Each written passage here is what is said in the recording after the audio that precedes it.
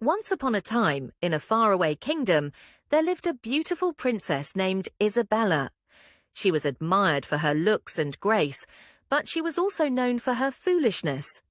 Isabella had a peculiar habit. She loved to ignore wise advice and often made decisions based on whims rather than careful thought. One sunny morning, while strolling through the castle gardens, Isabella overheard her father, the king, discussing a neighboring kingdom that was rumored to have a hidden treasure. Intrigued, she decided she would find this treasure herself and claim it for her kingdom. Ignoring the warnings of her wise advisor, Sir Cedric, who told her to be cautious and plan carefully, she packed a small bag and set off on her adventure without informing anyone. The princess wandered through the enchanted forest, believing that luck would guide her to the treasure. As she journeyed deeper into the woods, Isabella encountered a talking fox. The fox, who was known for his cunning, offered to lead her to the treasure but warned her, "It is guarded by a fierce dragon. You must be brave and clever to outsmart it." But Isabella, thinking she could charm the dragon with her beauty, ignored the fox's warning and followed him. They soon arrived at a cave where the dragon lay asleep on a pile of gold and jewels. Isabella, confident in her charm, tiptoed toward the treasure, but the dragon awoke with a roar. In a panic, she tried to sweet-talk the dragon, but it was not swayed by her words.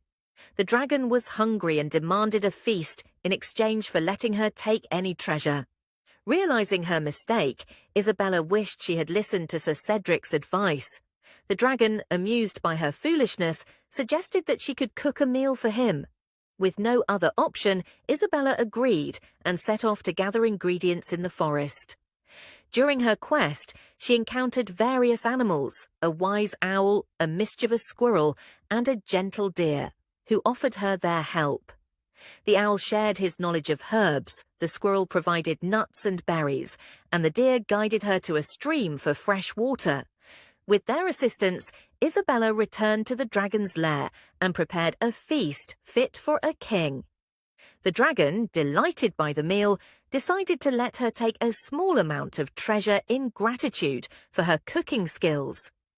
Isabella returned to her kingdom with a bag full of gold and jewels, but more importantly, she returned with newfound wisdom. She learned that it was better to heed the advice of those who knew better, and that sometimes the journey is just as important as the treasure itself. When she arrived home, she eagerly recounted her adventure to her father and Sir Cedric, who praised her bravery but reminded her of the importance of wisdom and caution. From that day on, Isabella became known as the thoughtful princess, and she ruled her kingdom with both beauty and wisdom, never forgetting the lessons learned from her foolishness. And so the foolish princess grew wise, and her kingdom prospered in peace and happiness.